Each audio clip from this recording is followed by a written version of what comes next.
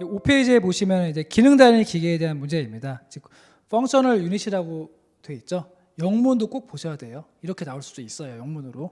그래서 이거를 가지고 그냥 펑셔널 유닛을 봤을 때 이게 뭐지? 이렇게 생각해 버리시면 또 안 돼요. 그래서 다기능 기계, 다용도 기계, 주기능 기계가 아니고 복합 기계, 기능 단위 기계는 꼭 영문 명칭까지도 같이 꼭 기억을 하세요. 영문을 쓸 필요는 없지만 문제 나왔을 때 이게 그거구나 알아야 된다는 거죠. 그래서 기능 단위 기계의 불에 대해 설명을 하고 그 다음에 해설서에 규정된 사례를 5가지 쓰세요. 기출 문제입니다. 기출 문제고요. 역시 기능 단위 기계도 기억자만 나오면 딱 쓰게끔 정리해 놓으셔야 됩니다. 10점짜리로. 그래서 여기는 주 규정도 중요하고요. 그 다음에 해설서 좀 요약을 해놨긴 했는데 해설서에도 중요한 내용이 되게 많이 나와 있습니다. 그래서 잘 보셔야 돼요. 주 규정을 좀 보시면 기능 단위 기계는 개념적으로 설명드리면 복합 기계는 이렇게 된 거잖아요. 물리적으로 결합이 되는 걸 복합 기계라고 하는 거고 다 기능 기계는 이 물리적인 측면은 아니고 이 기능이 A가 있고 B가 있을 때 어디를 분류하느냐 그런 기능적인 측면에서의 말하는 거고 기능 단위 기계는 생긴 것부터가 이렇게 안 생겼고요. 이렇게 배관이나 케이블 같은 걸로 이렇게 연결이 돼 있어요. 이렇게 생긴 거를 기능 단위 기계라고 하고요. 이 구성하는 기계의 어느 하나가 복합 기계일 수는 있습니다. 그건 관계는 없어요. 그렇게 돼 있는 것을 기능 단위 기계라고 합니다. 그리고 이제 얘는 A라는 기능과 B 기능이 있을 때 얘가 A, 얘가 B라고 했을 때 주된 기능을 선택을 해서 전부 다 그냥 A로 분류하면 됩니다. 또는 전부 다 B로 분류하던가. 그게 바로 이제 복합 다기능 기계였죠. 하지만 기능 단위 기계는 A라는 거, B라는 거, C라고 하는 게 있을 때 이 A라는 기능이 관세음표에 딱 특기가 돼 있어요. 특기가 돼 있다면 정말 이 A라는 기능이랑 밀접하게 관련된 것들만 이렇게 여기로 분류를 하고요. 얘는 보조적 선택적인 기능이라고 한다면 따로 분류합니다. 가장 큰 차이점이죠. 쟤는 그냥 낙오된 애들도 보조적인 애들도 다 데려가요. 하지만 얘네들은 보조적인 애들은 버립니다. 그냥 본질적 애들끼리만 분류가 되는 거예요. 이게 가장 큰 차이점. 분류상의 차이점은 같이 가느냐 따로 가느냐. 그 다음에 물리적인 형상에서 배관 케이블로 되어 있는 거나 또는 동일 동상 프레임 다른 기계 안에 있거나 위에 올리거나 그렇게 되어 있거나 크게 2가지만 차이가 있는 거예요. 그것만 기억하시면 됩니다. 그걸 이제 잘 써 나가면 되는 거죠. 그게 바로 기능 단위 기계와 복합 다기능 기계의 차이점. 나올 수 있죠, 시험에. 그 다음에 이제 사례. 얘는 사례가 4가지 있었죠. 보조, 상세 접는 기계 등등등. 얘는 보시다시피 사례가 13개가 있어요. 되게 많아요. 하지만 13개 다 못 외우고 내용이 훨씬 어렵습니다. 왜냐하면 얘네들은 둘 중에 하나이기 때문에 그냥 보조적인 상자 접는 기계와 결합된 무슨 기계 이런 식으로 하나의 문장으로 가능한데 얘는 A, B 3가지의 각각의 개별적인 기계가 결합이 된 거기 때문에 이 3가지의 기계를 다 열거해 줘야 된다는 거죠. 그래서 보시다시피 규정이 되게 많아요. 그래서 외우기가 어렵죠. 근데 실제로 근데 시험에서는 그렇게 기능 단위 기계를 5개 써라는 문제가 출제된 적이 있습니다.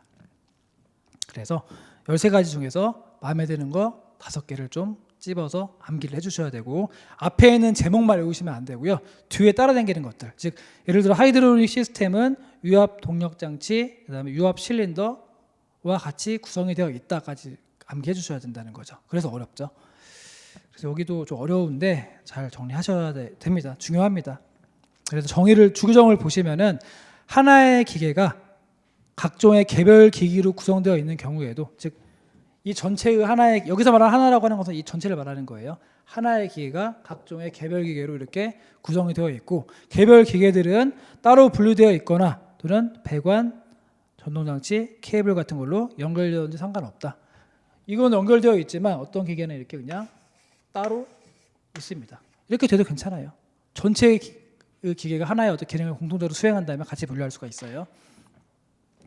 그런 기계는 얘네들이 84류나 85류 중에 어느 호에, 즉 16부 어느 호에 명백하게 규정된 기능을, 특기된 기능을 함께 수행하기 위한 것이라고 한다면 전부를 같이 기능에 따라 해당하는 호에 분류해라라는 게 바로 정의입니다. 정의. 그래서 얘는 이제 가만히 보시면 앞쪽에 있는 것은 기계가 어떻게 되어 있는지 물리적인 내용이 나와 있고요. 뒤쪽은 이제 전체를 하나의 기능으로 분류해라라고 또 기능적인 측면이 같이 나와 있죠. 그래서 중요한 것은 이 전체를 이루고 있는 대표적인 기능이 8485의 어느 호에 특계가 되어 있어야 돼요. 특계가 안 되어 있으면 분류할 수가 없습니다. 그래서 그 주 규정 정확하게 암기하시고 그 다음에 밑에 해설서 규정도 보셔야겠죠. 그래서 보시면은 거기 첫 번째 네모는 똑같은 내용이죠. 이 주는 기계가 복합기계에 포함한다. 8485 중에 어느 한 호에 해당하는 명백 한정된 기계를 함께 수행하도록 고안된 적용된다. 즉 유형은 똑같은 내용이기 때문에 위에 있는 것은 무시하셔도 되고요.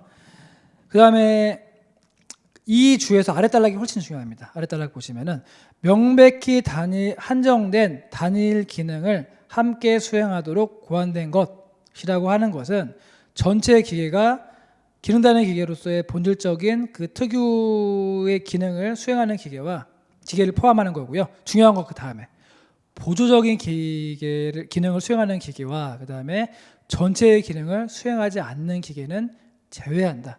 제일 중요한 게 거기죠. 그래서 잘 모르겠다 싶으시면 주규정 암기하시고요. 맨 마지막 줄 보조적인 기능을 수행하는 기계와 전체의 기능을 수행하지 않는 기계는 제외한다. 규정 한 줄만 써도 괜찮습니다. 그래서 되게 중요합니다. 이 같이 가지 않는 이 기능 얘는 버린다. 이 말을 꼭 쓰셔야 됩니다. 주규정에 이 말이 없어요.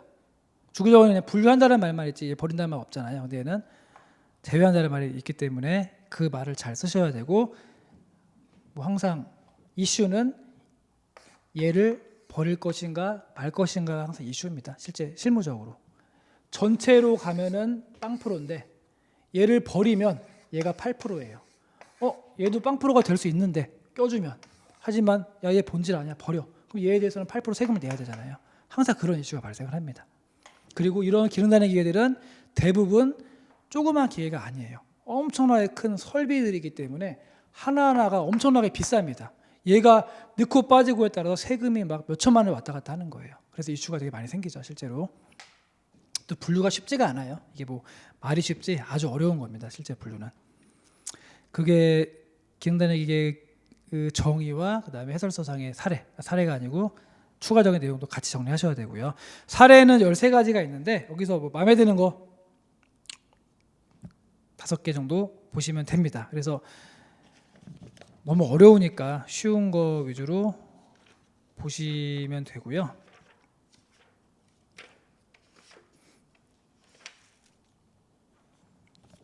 쉬운 거 2번, 4번, 5번, 6번, 9번, 10번 정도?